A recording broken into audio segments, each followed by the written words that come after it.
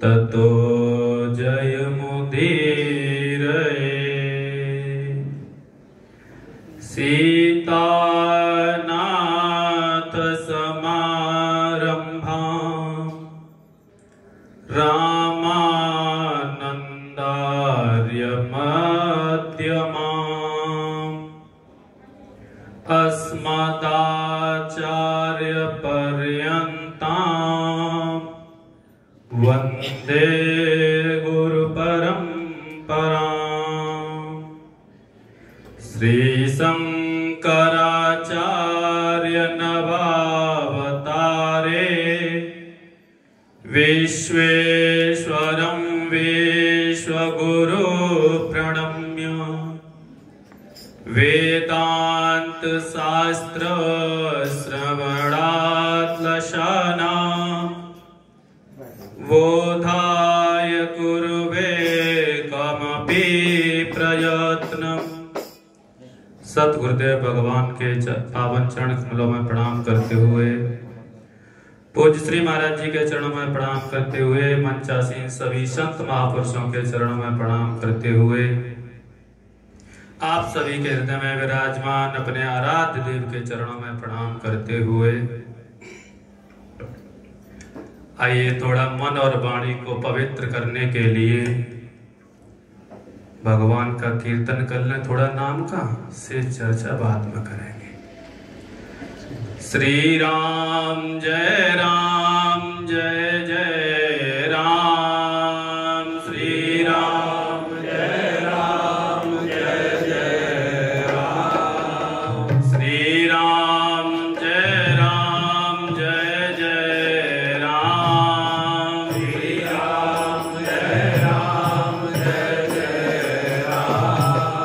श्री राम जय जय राम, श्री राम जय जय राम। बोलिए सतगुरुदेव भगवान की, पवन सुत हनुमान जी महाराज की, माता भद्रकाली की। इस 17वां वार्षिक सम्मेलन का द्वितीय सत्र और शक्ति महासम्मेलन। शक्ति जो तत्व है, सुबह चर्चा हुई थी कि चाहे वो भगवान राम हो, चाहे कृष्ण हो, चाहे वो माता हो, चाहे वो भगवान शंकर हो, चाहे हनुमान जी हो, सभी वस्तुतः एक हैं। वेदा नाम साम वेदोस्मि देवा नामस्मि वाशवः इंद्रियाणाम मनश्चास्मि भूता नामस्मि चेतना। वो जो चेतन शक्ति है, भूता नामस्मि चेतना, वो सभी के अंदर है। 84 लाख योनियों में जो जो शरीर है, वो चेतन शक्ति उनके अंदर है। वही गीता में भगवान कहते हैं जो चेतन शक्ति है, वो ऐसे समझो किसी व्यक्ति का शरीर छूट जाए, शरीर मर जाए और शरीर लेटा हुआ है, और एक व्यक्ति सो रहा हो। सोने वाले में और जो मृत लेटा हुआ है उसमें कितना अंतर है? केवल मात्र चेतना का। जो जो चेतन शक्ति है वही शक्ति है। वासुदेव सर्वमिति वही भगवान है। सुबह हम पूज्य व्यास जी से सुन रहे थे कि भगवान कृष्ण ही काली का स्वरूप है और माता काली ही भगवान श्री कृष्ण का स्वरूप है। तो ये 84 लाख योनियों में जितने शरीर हैं, सबके अंदर वो शक्ति विद्यमान है।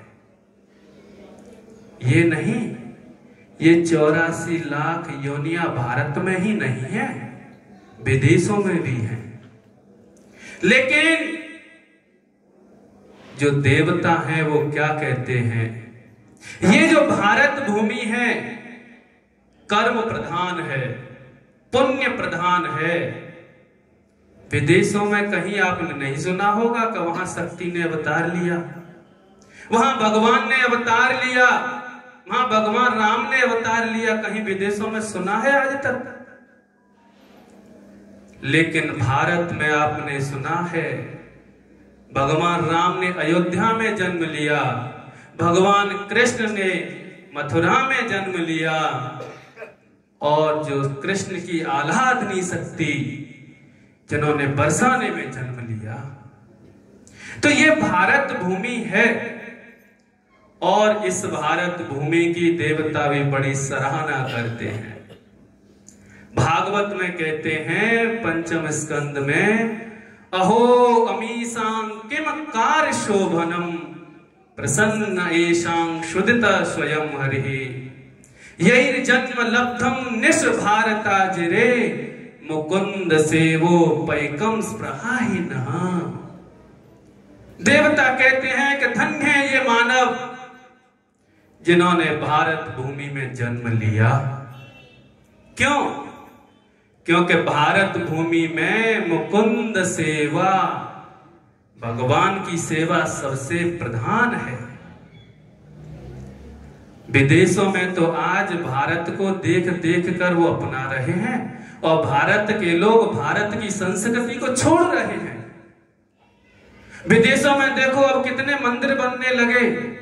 विदेश की स्त्रियां नारियां वो भारत का पहनावा पसंद करने लगी हैं, और जो भारत की नारियां हैं वो विदेश का पहनावा पसंद करने लगी हैं। विडंबना की बात है। देवता कहते हैं कि ये भारत भूमि में जन्म लेने वाला प्रत्येक जीव बड़ा पुण्यात्मा है, क्योंकि यहां भगवान की सेवा होती है। मुकुंद सेवा पैका स्पृहा। और ब्रह्म वैवर्त पुराण में देवता कहते हैं, गायन्ति देवा किल गीतकानि धन्यास्तुते भारत भूमि भागे स्वर्गापवर्गास्पद मार्ग भूते भवन्ति भूयः पुरुषः स्वरत्वात्। पुरुषः एक पुरुष नहीं, ये भारत में जितने भी पुरुष हैं वो देवताओं स्वरत्वात्, देवताओं से श्रेष्ठ हैं। क्यों? क्योंकि उन्होंने स्वर्ग को भी छोड़ दिया। हमें स्वर्ग नहीं चाहिए, क्योंकि स्वर्ग में जो जीव जाते हैं पुण्य एकत्रित करके, जैसे अपनी जेब में ज्यादा पैसा हो, 5 स्टार होटल में जाओ और वहां कितनी देर रुक सकते हो? जब तक जेब में पैसा होगा।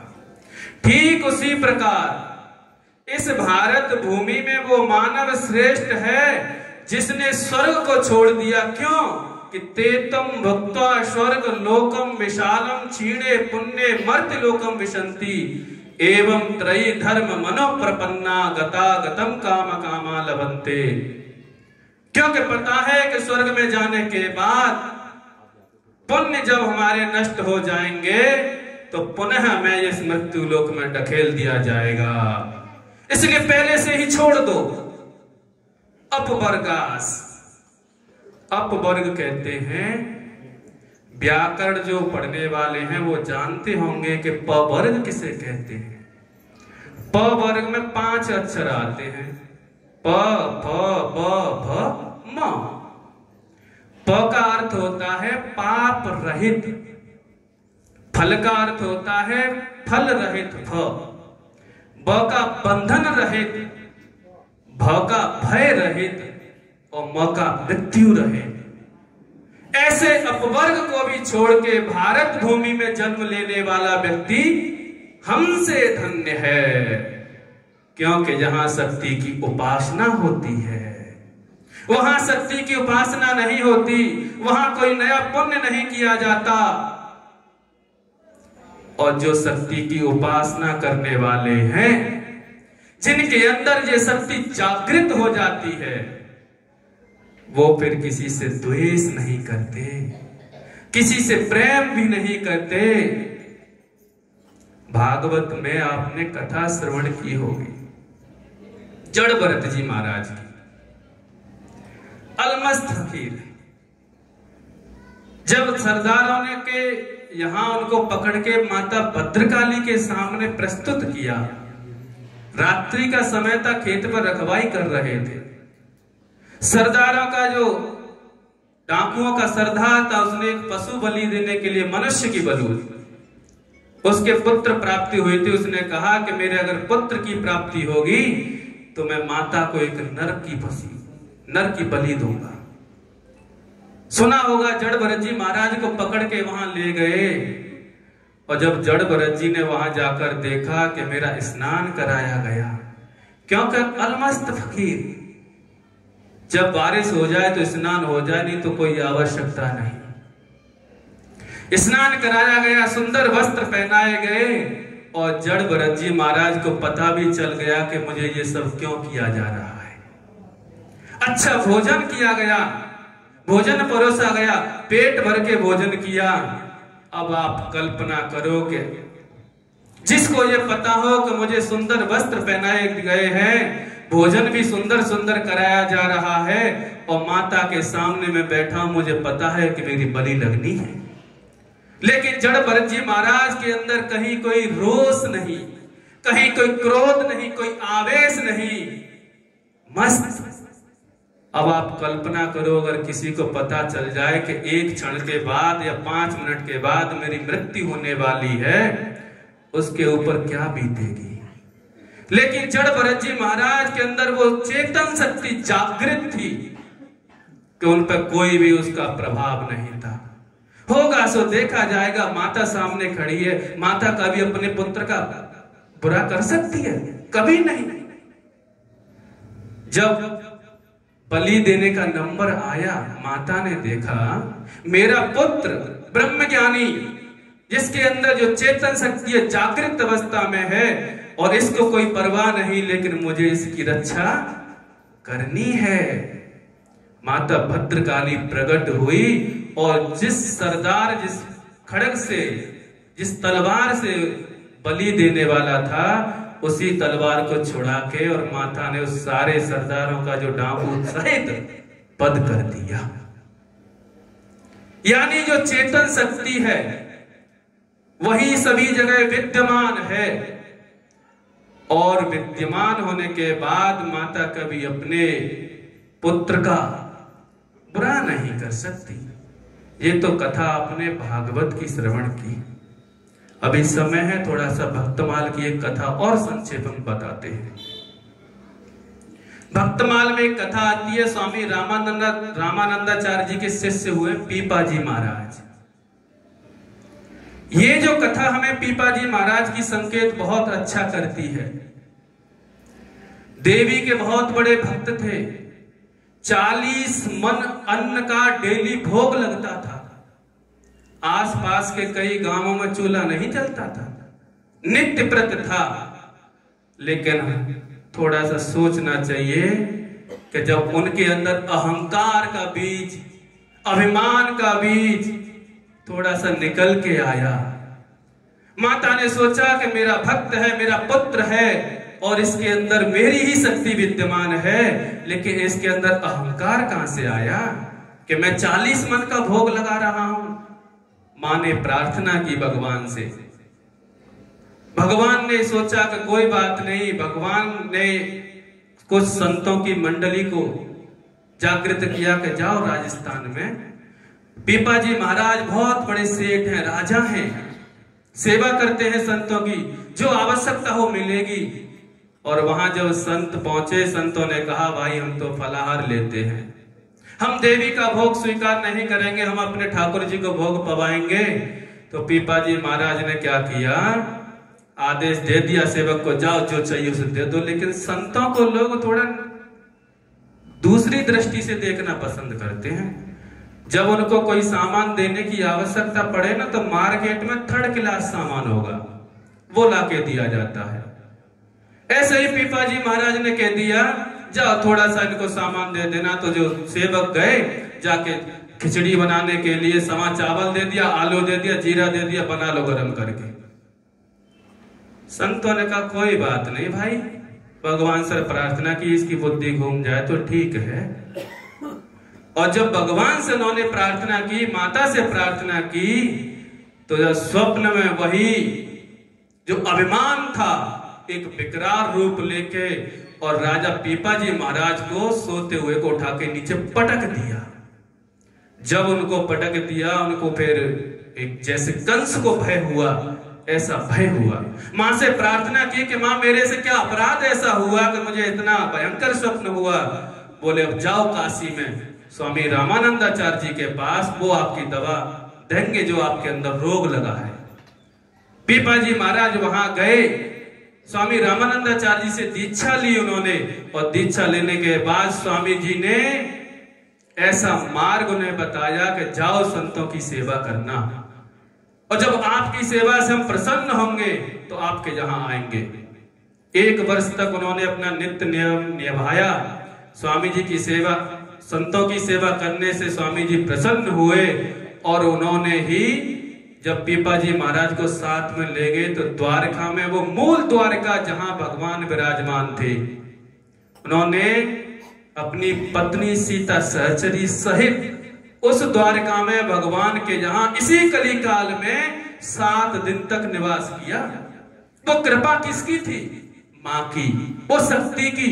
से चर्चा हम अगले सत्र में करेंगे, समय निर्देश दे रहा है। बोलिए जय।